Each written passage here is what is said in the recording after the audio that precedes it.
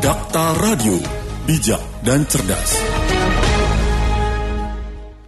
Dakta Radio bijak berinformasi, cerdas berinteraksi. Rekan Dakta, tugas pokok dari tim pendamping keluarga adalah melakukan pendampingan terhadap keluarga yang memiliki kerawanan terhadap stunting. Mereka menjadi penggerak di masyarakat, melakukan identifikasi dini mengenai kasus stunting, memberikan edukasi kepada keluarga tentang gizi seimbang, dan juga praktek kesehatan yang baik, serta mengadvokasi akses terhadap layanan kesehatan yang berkualitas. Kita akan berbincang mengenai hal tersebut bersama Dinas Pemberdayaan Perempuan dan Keluarga Berencana DP2KB Kota Bekasi. Sudah hadir Ibu Dr. Gigi Desi Sukrawati Mars, Kepala Bidang Keluarga Berencana, dan juga Ibu Wartiningsih Escape dari IPKB. Di studio sudah hadir. Kita sapa, Assalamualaikum warahmatullahi wabarakatuh, Ibu Desi dan juga Ibu Warti. Waalaikumsalam warahmatullahi wabarakatuh. Kabar sehat ya? Alhamdulillah sehat semua ya kita ya. Baik, kita akan berbincang terkait dengan partisipasi kader TPK dalam pelayanan KB dan juga pendampingan kepada masyarakat ini ya. Ke Bu Desi dulu mungkin, seperti apa Bu berkaitan dengan apa sebetulnya yang dilakukan oleh Dinas Pemberdayaan Perempuan dan Keluarga Berencana untuk mengoptimalkan peran tim pendamping keluarga atau TPK di Kota Bekasi? Iya Mas Ardi, sebelumnya mungkin ada sedikit koreksi ya dari kami. Jadi kita itu Dinas Pengendalian Penduduk dan Keluarga Berencana. Baik. Kebetulan di Kota Bekasi ada 2 dinas dia. Kalau di tempat lain mungkin satu dinas bergabung. Kalau di kita Dinas Pengendalian Penduduk dan Keluarga Berencana. Ya, pada kesempatan ini mungkin kita akan fokus karena kebetulan secara organisasi Dinas DPPKB ini dia adalah sekretariat untuk kegiatan percepatan penurunan stunting. Nah, tapi salah satu strategi yang dilakukan adalah dengan pelayanan KB. Makanya saat ini kita mengangkat peran kader. Nanti peran kader itu ada 2, di samping menggerakkan untuk pelayanan KB, di sini juga kader KB berperan untuk mendukung percepatan penurunan stunting. Tadi sudah disampaikan ya apa sih peran TPK di dalamnya. Nanti bagaimana kerja TPK nanti Bu Warti akan bisa bercerita, karena bagaimanapun yang namanya pergerakan masyarakat pasti harus ada arahannya. Jadi bisa saja mereka mulai dari mana, apa yang harus dilakukan, jumlah mereka berapa, nanti akan bercerita. Karena di lapangan itu sangat butuh koordinator yang akan menggerakkan semuanya biar kegiatan kita terarah. Itu mungkin gambarannya. Tapi kalau berbicara stunting mungkin memang kita harus terus-terusan ya. Ini mungkin dari DPPKB itu memang sangat intens kita berbicara stunting tadi karena kita adalah sekretariat di tingkat kota. Walaupun penanggung jawabnya adalah Sekda, jadi pembinanya adalah wali kota. Ya mudah-mudahan Kota Bekasi makin hari makin baik dalam penanganan stunting. Mohon doanya karena saat ini sedang akan dilakukan survei, survei prevalensi stunting yang namanya Survei Status Gizi Indonesia tahun 2024. Mohon dukungan semua, mudah-mudahan semua berjalan baik dan lancar. Itu mungkin sebagai pembuka dari saya. Baik, artinya memang untuk dinas sendiri juga mengarahkan kader yang ada di bawah begitu ya, untuk bisa setidaknya meminimalisir ataupun juga mencegah terjadi stunting di tengah-tengah masyarakat begitu ya. Betul Mas Ardi. Jadi kader ini sudah diberi arahan tugasnya seperti apa dan apa saja yang harus mereka lakukan dalam rangka mendukung percepatan ini. Karena apa? Kalau dilihat dari struktur organisasinya Dinas Pengendalian Penduduk, jumlah petugasnya itu sangat terbatas.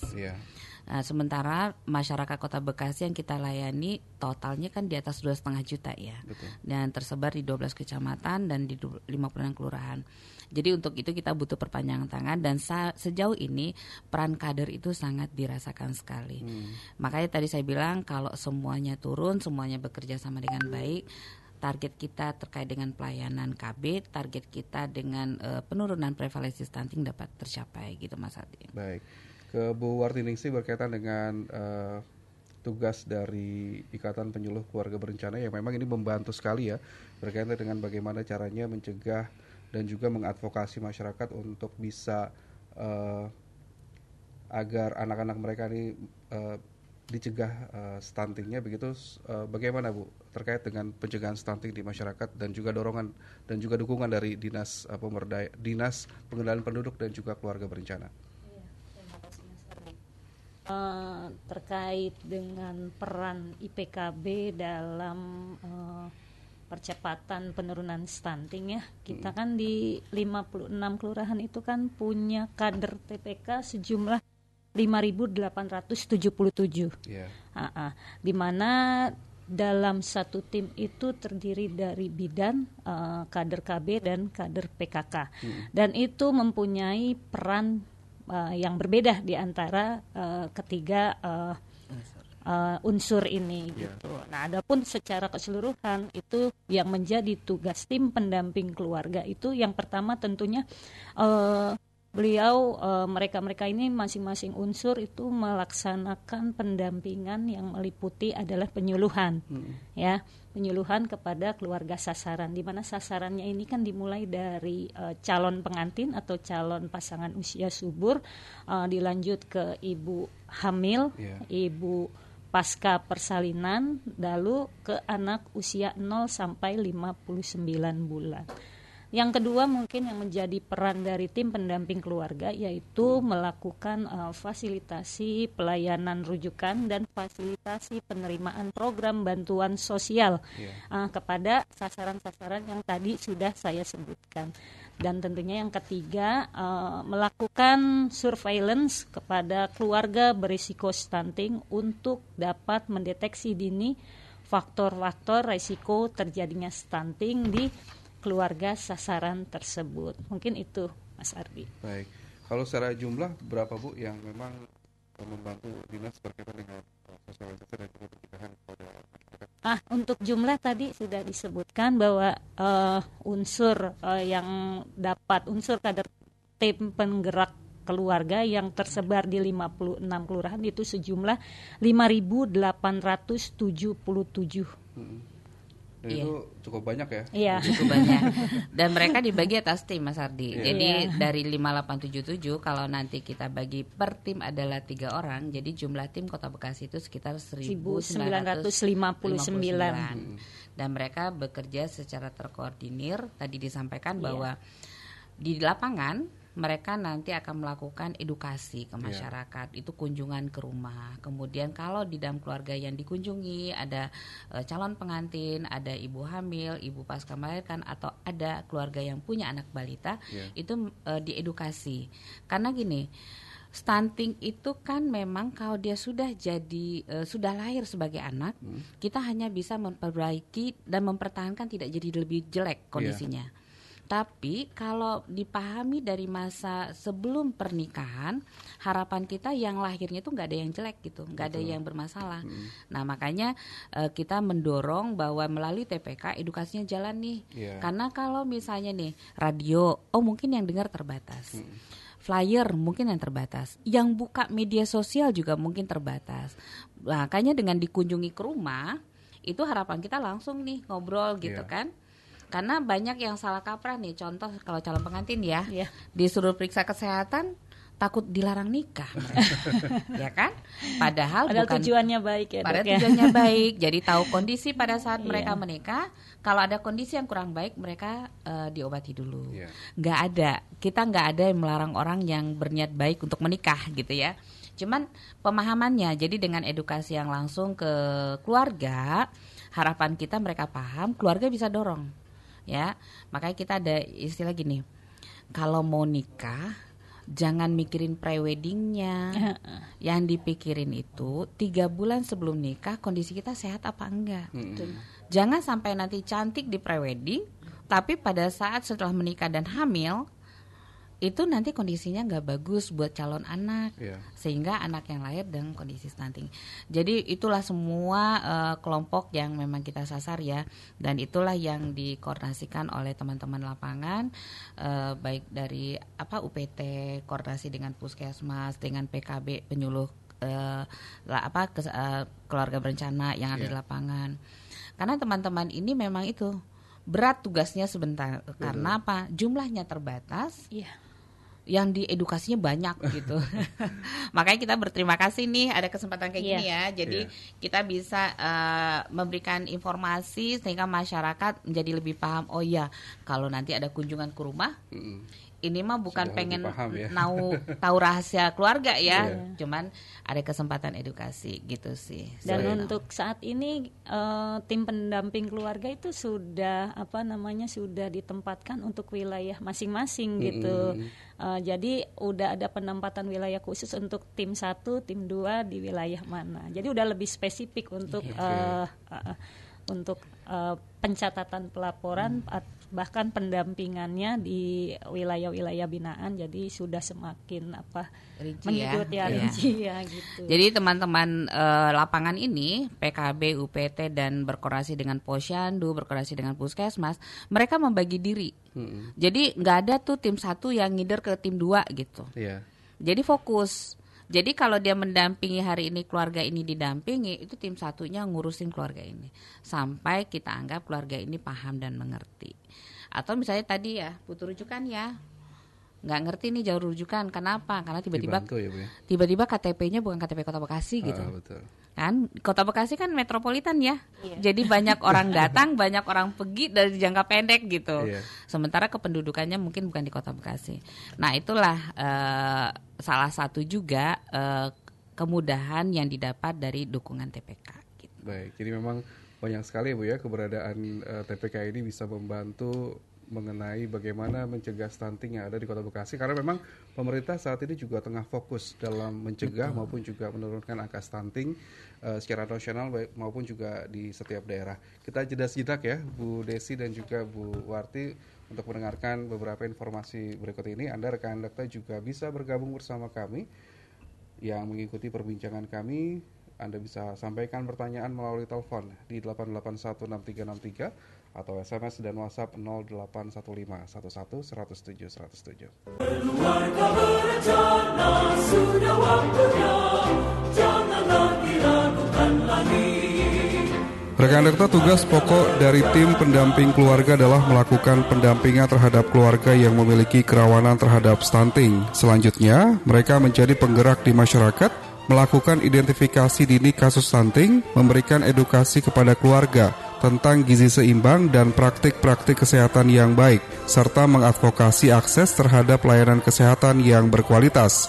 Jangan lewatkan talk show bersama DP2KB Kota Bekasi dengan tema partisipasi kader TPK dalam pelayanan KB dan pendampingan dalam rangka atau PPS pada Rabu 9 Oktober 2024 pukul 9 sampai 10 waktu Indonesia Barat. Menghadirkan Dr. Gigi Desi Sukrawati Mars, Kepala Bidang Keluarga Berencana, Dr. Gigi Rina Oktavia Mars, Kepala Bidang Pengendalian Penduduk, Penyuluhan dan Pergerakan, dan NS Wartiningsi, Escape IPKB, live on air di Radio Dakta 107 FM, bijak dan cerdas.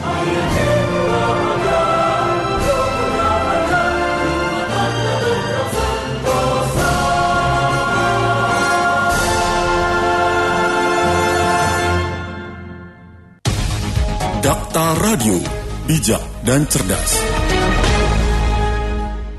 Radio Bijak Berinformasi Cerdas Berinteraksi. Rekan Dakta, Anda masih mendengarkan perbincangan kami bersama Dinas Pengendalian Penduduk dan Keluarga Berencana DP2KB Kota Bekasi. Kita masih berbincang bersama dengan Kepala Bidang Keluarga Berencana Ibu Dr. Gigi Desi Sukrawati Mars dan juga Ibu Wartiningsi Escape dari IPKB. Tadi juga sudah dijelaskan oleh Bu Desi dan juga Ibu Wartiningsi berkaitan dengan tugas dari pendamping keluarga yang memang ini juga memiliki banyak program maupun juga manfaat berkaitan dengan bagaimana mencegah terjadinya stunting di masyarakat. Namun beberapa masyarakat ya di Kota Bekasi khususnya di berbagai daerah masih belum paham berkaitan dengan apa itu stunting. Mungkin bisa dijelaskan Ibu berkaitan dengan ciri-ciri anak yang mengalami stunting. Oh ya, ini mungkin saya dulu. Jadi memang kita kenal istilah, tapi kita tidak tahu apa sih yang dimaksud dengan istilah itu ya. Jadi sebenarnya kalau berbicara definisi, stunting itu adalah gangguan pertumbuhan dan perkembangan anak. akibat kekurangan gizi dalam jangka panjang. Jadi kalau berbicara stunting itu nggak kejadian tiba-tiba. Itu adalah sebuah proses di mana sudah berlangsung dalam waktu lama. Bisa saja dari masa persiapan seorang wanita menjadi ibu, kemudian pada saat masa kehamilan, dan kemudian pada saat penanganan anak setelah anak dilahirkan. Itu prosesnya panjang. Dan itu yang paling utama itu adalah pada 1000 hari pertama kehidupan. Dimulai berhitungnya hari pertama kehidupan itu adalah ketika awal sel telur bertemu dengan sperma. Itu hari pertamanya. Kemudian akan berlanjut selama masa kehamilan dan dilanjutkan 2 tahun di luar setelah lahir. Jadi jangan menghitungnya sesudah lahir ya. Jadi dari proses awalnya.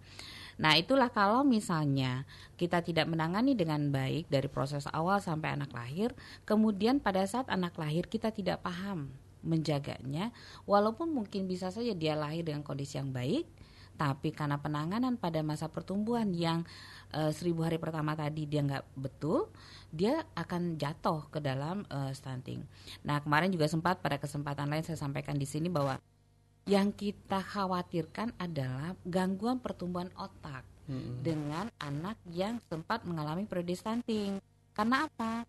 Karena gangguan pertumbuhan otak tidak bisa diperbaiki. Jadi kita hanya bisa mempertahankan menjadi tidak lebih jelek gitu. Nah, itu kebayang akan terjadi generasi-generasi yang memang nanti tidak unggul di masa depan. Karena bagaimanapun akan terjadi alih generasi yang akan menggantikan generasi yang ada pada saat ini. Jadi harapan kita kalau kita paham, gak usah malu kalau anak kita masuk kelompok stunting. Kenapa? Masih banyak usaha yang bisa dilakukan agar anak itu tidak menjadi lebih parah, gitu kan? Jadi mungkin pemahamannya dulu deh bahwa stunting itu punya anak stunting, punya keluarga stunting itu bukan suatu hal yang memalukan, tapi adalah suatu peringatan bahwa kita harus segera menanganinya dan jangan dibiarkan dalam kondisi yang terlalu lama. Karena lewat dari 1000 hari kehidupan itu akan menjadi susah dikendalikan kalau penyakitnya tidak ditangani dengan segera. Ya mungkin kalau ciri-cirinya ya sebagai orang lapangan nih gimana tuh ciri-cirinya kalau lagi mengedukasi gitu di lapangan terhadap keluarga-keluarga yang mungkin punya anak dengan risiko stunting. Silakan Bu Warti. Kalau mungkin untuk ciri-ciri anak stunting ya yang biasa terdeteksi oleh tim pendamping keluarga ya di wilayah binaan masing-masing. Yang pertama mungkin terlihat dari tinggi dan berat badannya yang lebih kecil, tidak sesuai dengan usia anak lainnya gitu tuh. Yang kedua tentunya rentan mengalami gangguan tumbuh kembang. Yang ketiga ada kerentanan juga mengalami gangguan kesehatan. Terus juga yang keempat terlihat lemas terus-menerus karena mungkin asupan yang kurang gitu kan ya, asupan yang kurang. Dan yang tidak kalah penting ciri anak stunting yaitu yang terakhir kemampuan belajarnya kurang baik karena tidak fokus dan susah untuk mengingat. Itu mungkin ketika nanti ketemu ciri-ciri anak seperti ini, keluarga mungkin sudah mulai waspada nih gitu. Makanya tadi Bu Dokter kan juga bilang jangan malu apabila anak kita terdeteksi mempunyai faktor risiko stunting, tapi langsung bagaimana cara supaya bisa tercegah nih di dalam 1000 HPK tersebut. Karena kan sasaran kembali lagi ke TPK ya Dok ya. Sasaran TPK kan tadi 1000 HPK ya, mulai dari catin ya kan, terus ibu hamil, ibu nifas sampai ke anak usia 0 sampai 59 bulan itu mungkin. Baik. Jadi silakan Bu. Jadi untuk tumbuh kembang contohnya, setiap anak, setiap individu yang baru lahir, dia memiliki tahapan yang memang sebenarnya sudah standar. Jadi kalau misalnya kita lihat nih, anak kita usia setahun belum bisa jalan, gitu ya, Bu, ya? Kan standarnya dia sudah minimal, dia sudah bisa jalan, kalaupun tidak cepat, dia sudah bisa berdiri dan merambat gitu minimal. Tapi pada saat kondisi stunting biasanya dia itu tidak terlihat dengan waktunya. Kemudian bisa saja misalnya orang sudah bisa berkata-kata, anak sudah harus bisa berkata-kata karena dia punya masalah dengan kesehatan atau resiko stunting tadi, itu mungkin dia tidak bisa mengucapkan kata-kata sederhana yang harusnya sudah bisa diucapkan. Nah, pada saat keluarga menyadari itu, memang harus segera. Apakah dia terlambat berjalan karena memang kondisi kesehatannya atau ada faktor lain? Yeah. Kemudian apakah dia tidak bisa berkata-kata, apakah karena dia masalah kesehatan lainnya atau karena memang delay aja. Jadi semua tahapan itu bisa diantisipasi sebenarnya.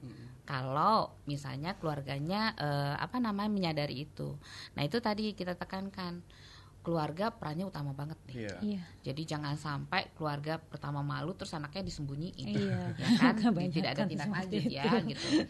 Jadi itu yang memang menjadi catatan kita juga sih di dalam pendampingan pada keluarga-keluarga yang mungkin ada faktor risiko stunting tadi. Baik. Kalau misalnya ada warga Kota Bekasi yang anaknya terkena stunting begitu, Bu, pola apa yang nantinya akan dilakukan oleh TPK? Untuk bisa setidaknya memberikan gizi dan juga memberikan pendampingan kepada orang tua nanti.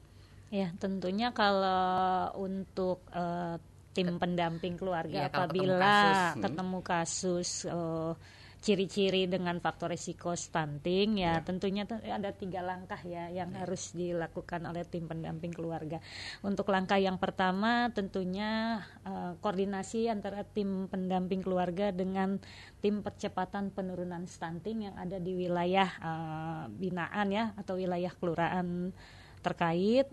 Tentunya di situ dibicarakan sekaitan dengan rencana kerja apa yang akan dilakukan, ya kan, terus sumber dayanya bagaimana nih untuk bisa menurunkan ke ke keluarga tersebut, terus juga bagaimana pemecahan kendalanya nih dalam pelaksanaan pendampingan keluarga di lapangan tersebut.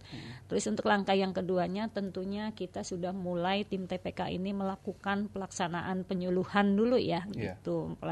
Apabila dengan penyuluhan masih bisa dirubah bisa dirubah polanya, ya kan, mulai dari pola asupan gizinya, terus kehadiran di posyandu, mau didampingi segala macamnya, itu mungkin tidak perlu dilakukan fasilitas pelayanan rujukan tapi kalau misalkan sudah terlalu terlalu drastis gitu ke arah sana, mungkin itu diberikan fasilitasi pelayanan rujukan. Mungkin juga bisa diberikan fasilitasi penerimaan program bantuan sosial. Seperti itu. Dan langkah yang ketiga dari hasil dari penyuluhan, dari fasilitasi pelayanan rujukan dan penerimaan bantuan sosial ini, yang langkah ketiga yaitu melakukan pencatatan dan pelaporan hasil pendampingan kepada keluarga sasaran tersebut itu melalui aplikasi yang kita punya secara sistem namanya LC Mail elektronik, siap nikah dan siap hamil, ataupun bisa dilakukan dulu pencatatan dan pelaporannya secara manual. Untuk selanjutnya bisa kita kumpulkan datanya dan kita verifikasi ulang bagaimana tindak lanjutnya.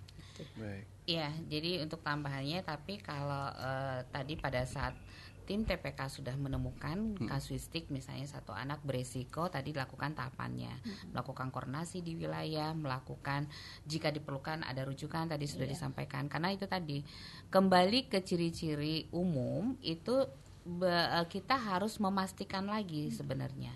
Tadi ciri-ciri umumnya dia mungkin tinggi badan, berat badannya itu tidak sesuai dengan standarnya. Nah, kalau kondisinya memang bisa diedukasi dan kondisinya tidak terlalu ekstrim, berarti kita tidak perlu rujukan.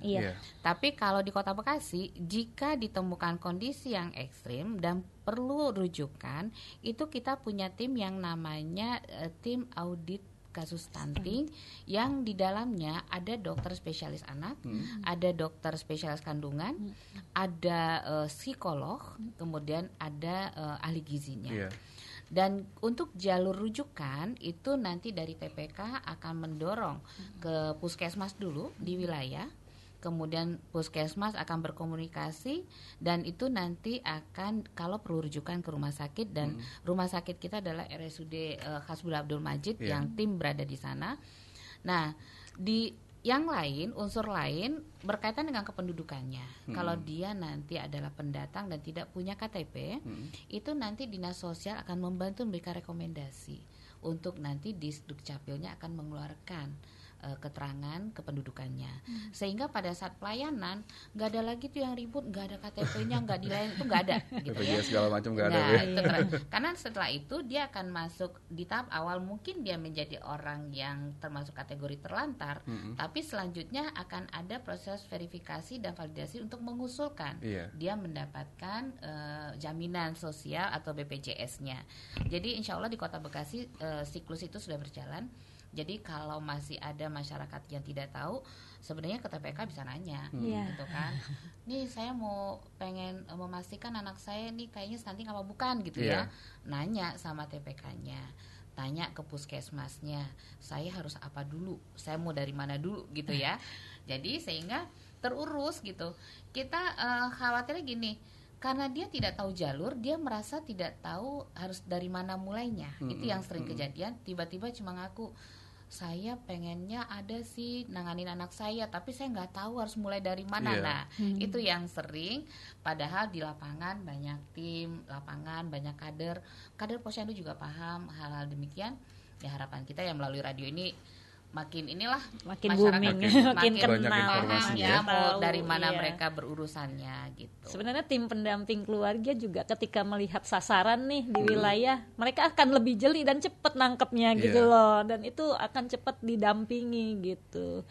Jadi sebenarnya setiap sasaran yang ada di wilayah binaan juga tidak akan terlepas dari tim pendamping keluarga untuk bisa dapat pendampingan lah dari mereka seperti itu. Selain pendamping juga masyarakat sekitar juga harusnya bisa lebih aware Bu ya berkaitan dengan ada kasus-kasus anak begitu yang mengalami stunting ya. Betul. Baik.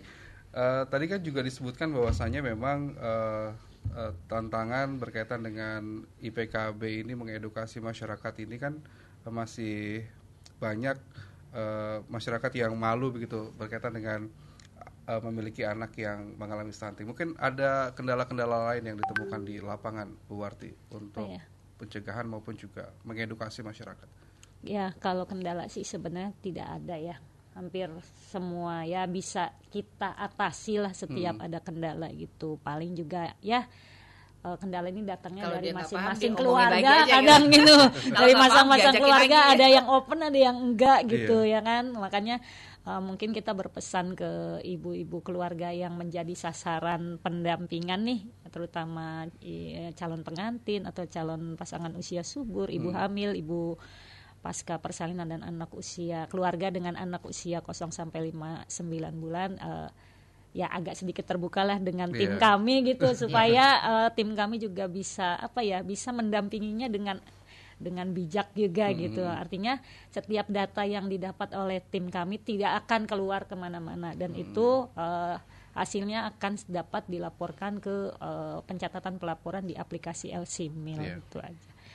Dan mungkin satu lagi kalau untuk Catin ya keuntungannya mereka kan kalau misalkan setelah dilakukan screening pemeriksaan kesehatan di puskesmas gitu kan ya atau di Vaskes, mereka bisa langsung secara mandiri menginput data dirinya ya kan, terus hasil pemeriksaan kesehatannya di aplikasi LC-Mil, nanti dari situ bisa terlihat si Catin ini ideal atau tidaknya ya kan, ideal atau tidaknya ke arah faktor risiko stunting tersebut. Dan kalau misalkan sudah ideal biasanya bisa langsung mendownload sertifikat. Mereka bisa mendapat mereka bisa mendownload sertifikat hasil pendampingan calon pengantinnya sertifikat LC-Mil ya untuk Catin tersebut. Seperti itu. Iya. Jadi untuk menambahkan saja, jadi tadi saya pengen menegaskan nih, karena masih banyak yang nggak paham kalau yang namanya periksa kesehatan tuh bukan larang nikah ya gitu. Karena khawatir takut duluan ya takut dok. dulu nanti kalau ketemu penyakit terus saya nggak boleh nikah. Enggak, nikah mah tetap silakan dijalankan kalau memang sudah direncanakan. Tapi kalau menemukan kondisi yang kurang bagus kan bisa sambil paralel diobati gitu. Dan pasangan atau calon pengantin ini kan dia pasangan ya. Kalau salah satu kurang sehat, berarti kan bisa dikomunikasikan sehingga dua-duanya tidak kecewa nantinya. Betul, gitu. iya. Jadi kita kenapa sih calon pengantin harus periksa kesehatan kok kayaknya ribet banget gitu orang timbang mau nikah doang gitu ya. Tapi itu, jadi buat kita dari sisi program kita berharap bahwa nggak ada lah kasus-kasus baru di Kota Bekasi. Makanya semua calon pengantin tuh harapan kita tuh mau terbuka. Karena kalau keluhannya kelurahan atau kita di lapangan ya, besok mau nikah udah ada undangan, boro-boro kita nyuruh mereka periksa kesehatan ya. Sedangkan itu minimal 3 bulan sebelum pernikahan harus sudah didampingi gitu. Kalau untuk catin. Karena saya suka bilang gini sama generasi muda ya, cari informasi gampang. Sekarang tinggal buka Google ya. Iya, betul. Medsos apa aja lah, mau TikTok. Tapi belum tentu itu sesuai dengan yang seharusnya. Belum tentu orang yang di TikTok itu memberikan informasi karena dia ada ilmunya. Dia cuma karena dia followernya banyak, dia bikin kegiatan terus kayaknya menarik terus ditonton gitu kan. Tapi kita harus lihat nih orang ada ilmunya apa tidak gitu. Sesuai nggak dengan yang seharusnya. Nah, makanya ketika bertemu atau punya fasilitas terkait dengan informasi yang betul, harusnya bisa terbuka. Jadi jangan dianggap kuno lah.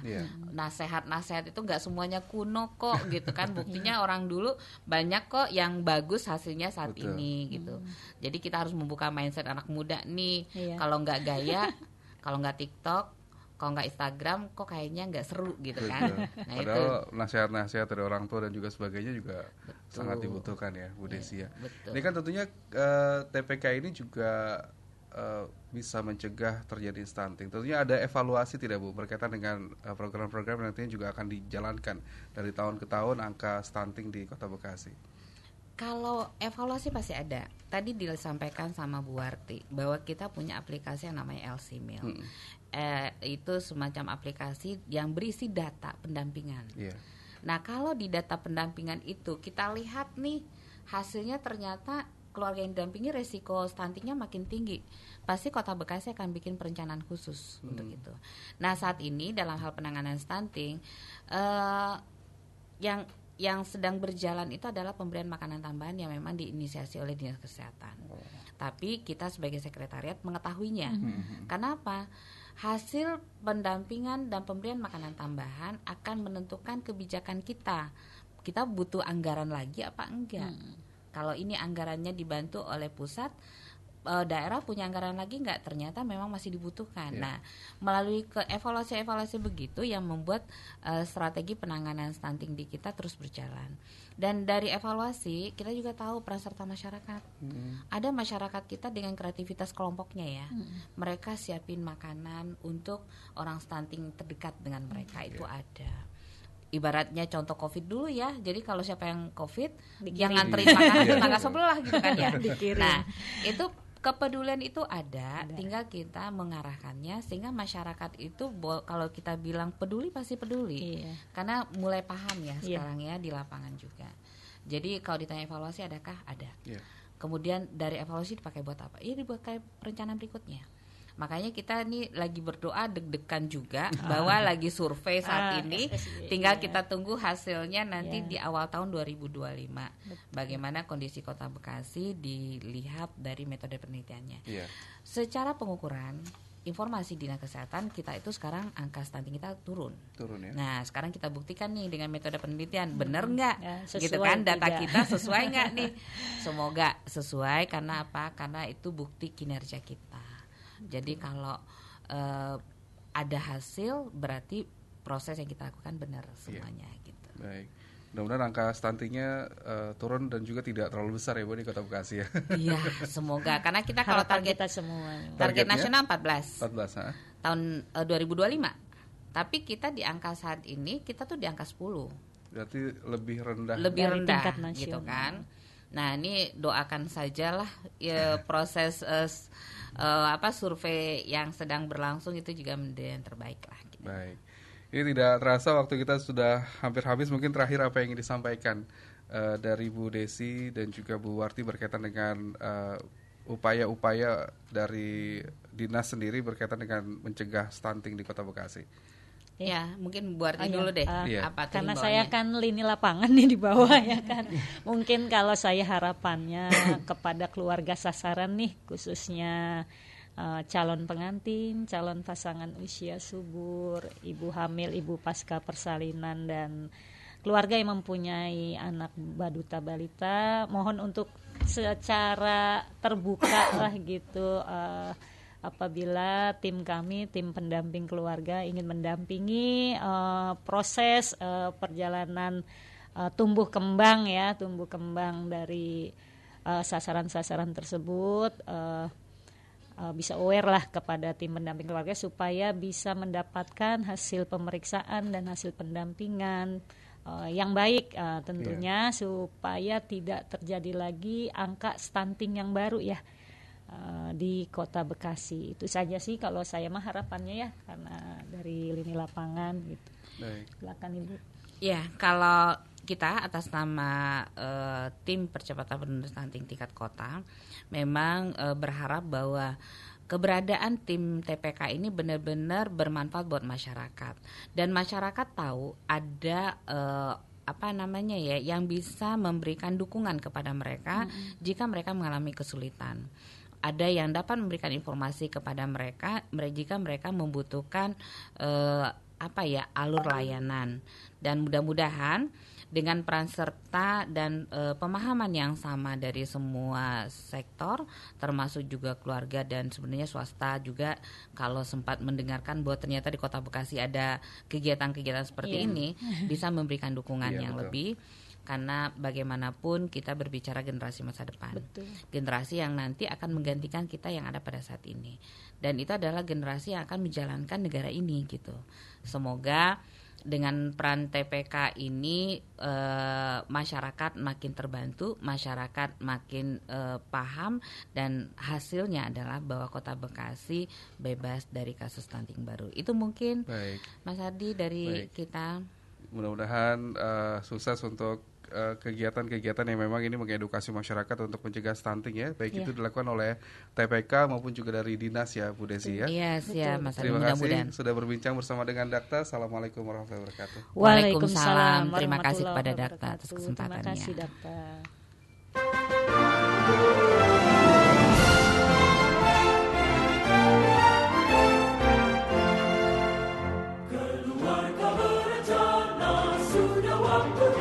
Assalamualaikum warahmatullahi wabarakatuh. Saya Junaidi, Sekretaris Daerah Kota Bekasi.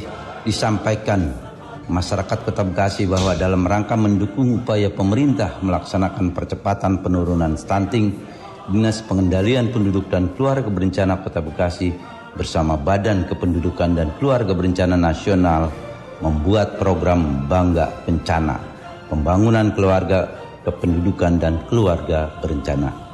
Dinas Pengendalian Penduduk dan Keluarga Berencana Kota Bekasi sedang berupaya menurunkan angka kejadian stunting di Provinsi Jawa Barat, khususnya Kota Bekasi.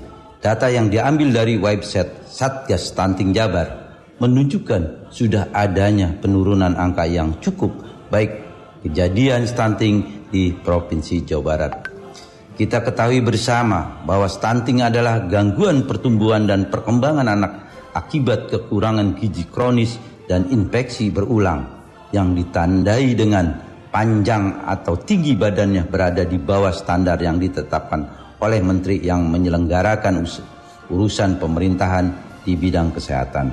Dengan ciri-ciri stunting yaitu 1. Wajah tampak lebih muda dari anak seusianya.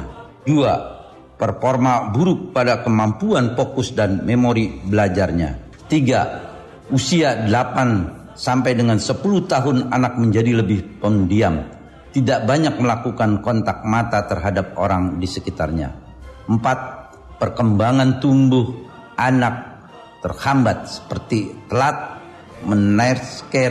menstruasi pertama anak perempuan. Penyebab stunting antara lain: 1. Praktek pengasuhan yang tidak baik. 2. Kurangnya akses makanan bergizi. 3. Terbatasnya layanan kesehatan termasuk ANC, pos, natal, dan pembelajaran dini yang berkualitas. 4. Kurangnya akses air bersih dan sanitasi. Kegiatan yang dilaksanakan untuk mengatasi penyebab tidak langsung terjadinya stunting yaitu monitoring dan pemberian penyuluhan atau sosialisasi seperti A. Peningkatan akses pangan bergizi. B. Peningkatan kesadaran, komitmen, dan praktek pengasuhan gizi ibu dan anak. C. Peningkatan akses dan kualitas pelayanan gizi dan kesehatan. Dan peningkatan penyediaan air bersih dan sarana sanitasi. Mari warga masyarakat Kota Bekasi dukung program Bangga Kencana serta percepatan penurunan stunting agar Kota Bekasi menuju zero new stunting. Wabillahi taufiq wal hidayah. Wassalamualaikum warahmatullahi wabarakatuh.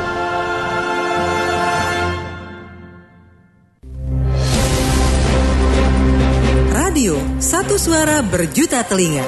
Ayo dengar radio.